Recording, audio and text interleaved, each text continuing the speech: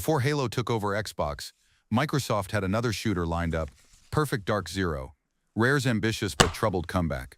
Fucking hell, this one's a wild pivot.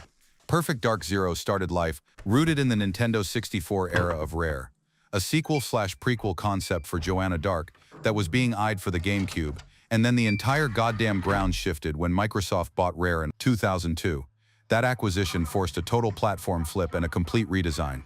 What had been shaping up on Nintendo hardware suddenly had to become an Xbox/Xbox 360 project, and Rare had to rethink everything from the engine to the controls, the art, and even the story beats. Motherfucker, imagine trying to rip your whole game in half and rebuild it for brand new hardware while the console generation itself is changing under your feet. Rare originally began work on the title targeting the GameCube's architecture and design sensibilities.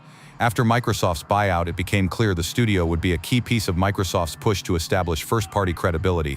So PDZ was refocused as one of the Xbox 360 launch titles. Microsoft wanted Rare to shine like a goddamn jewel for their new box.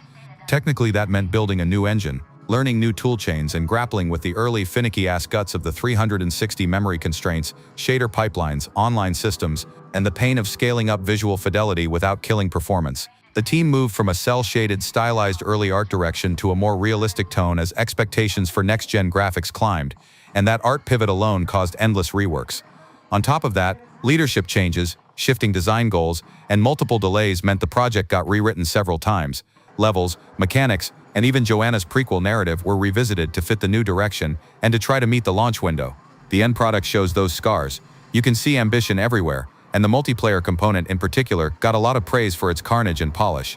But the tone wobbled between the earlier, more stylized vision and the later, grittier realism, and the single-player gameplay felt uneven and patchworked in places. So Perfect Dark Zero shipped to mixed reviews. People applauded Rare's ambition and the multiplayer's strengths, but criticized the inconsistent tone, clunky bits of gameplay, and the sense that the game had been squeezed and reshaped too many times.